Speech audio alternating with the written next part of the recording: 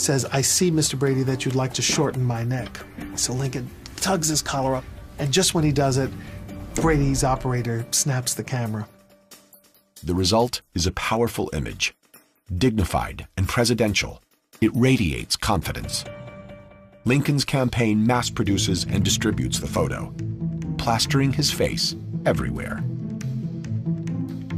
That was the way Abraham Lincoln was really introduced in 1860, in colorful images that masked his imperfections, that plastered down his hair, took some of the lines out. I mean, he was airbrushed generations before anybody knew what airbrushing was. These photos play a vital role in the campaign. In the final weeks of the race, instead of giving speeches, he poses for photographers and sculptors every chance he gets. By contrast, his old rival, Stephen Douglas, hits the campaign trail, a critical mistake. In the 19th century, a presidential nominee who actively campaigns is seen as desperate. Stephen Douglas did campaign and was ridiculed for it. Lincoln won the campaign honors because his picture campaigned for him. From near obscurity, Lincoln rises to the highest office in the land. On March 4th, 1861, the rail splitter is sworn in as President of the United States. But he continues to polish his image. It's no accident that Lincoln has over 130 pictures taken, far more than most public figures of his era. After he's elected president, he adds the finishing touch, a beard to hide his rough features. His handlers have recommended this for months.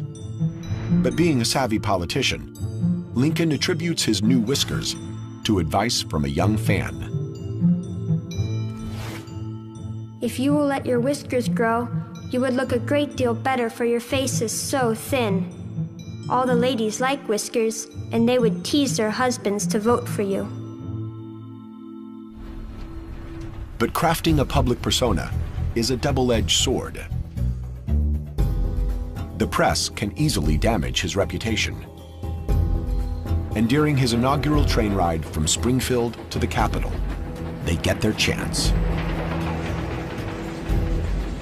The closer he got to Washington, the more ugly rumors began to accumulate that a plot against his life was afoot.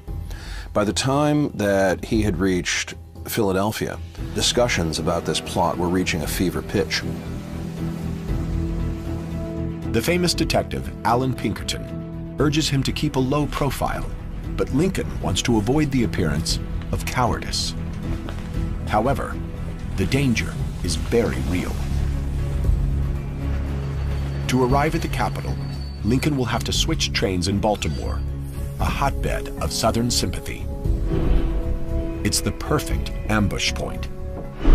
Well, at that moment of transition, Lincoln would be quite vulnerable to some kind of riot, a mob, an assassin.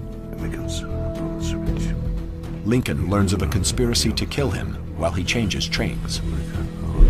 He's reluctant to alter his schedule, but his advisors are persistent. Finally, Lincoln was persuaded to take a night train under cover of darkness and an assumed name. Lincoln decides on a covert mission, one involving deception, secret agents, and a dangerous gamble. During his inaugural train voyage, Lincoln weighs rumors he'll be assassinated while switching trains in Baltimore. It was a volatile city, and there were very few friends of Abraham Lincoln in Baltimore. So in Pennsylvania, he abandons his inaugural schedule. Instead, he'll take a series of secret night trains. On to Philadelphia. Nearing Baltimore, he and his bodyguard meet up with Detective Allan Pinkerton. Lincoln skips his usual top hat in favor of a soft cap and shawl. He's even offered a weapon, but refuses it. Instead, he follows Pinkerton into a waiting carriage to pass the hours. Just before their train is scheduled to depart, they meet up with a woman pretending to be Lincoln's sister. In fact, she's also a Pinkerton detective, tasked with securing their bunks. Finally, the conductor is given a package and told to rush it to Washington. Little does he realize, the real package is the president-elect. Lincoln arrives in Washington, physically unharmed, but wounded politically. The newspapers fell on this like vultures. They ridiculed Lincoln. What did Lincoln think he was afraid of? What a scaredy cat. The damage to his reputation is worse than he'd anticipated. Vicious cartoons mock his behavior and disguise. Some even show him dressed in woman's clothes.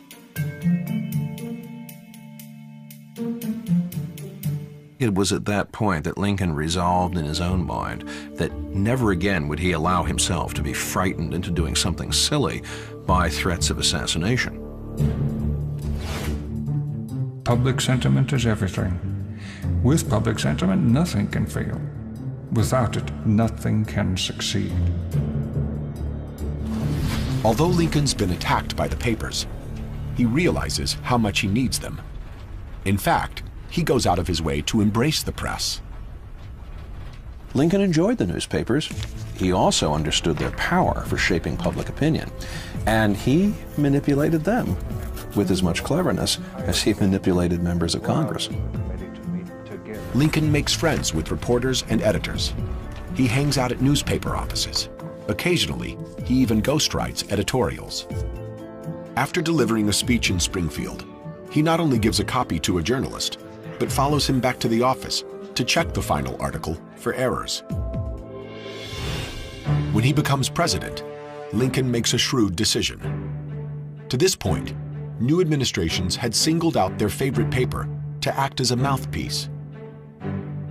Lincoln skips this tradition and establishes a White House press corps. He will let them fight amongst themselves for scraps of information and favor from him.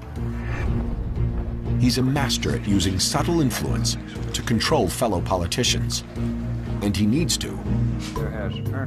For many party leaders underestimate him. They fear he's nothing more than an uneducated frontiersman. I don't know where the mistakes are.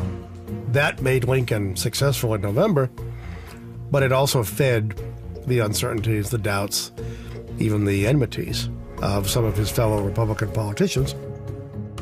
Many fought him for the nomination and still feel the sting of defeat. Instead of ignoring these rivals, Lincoln disarms them with a brilliant tactic.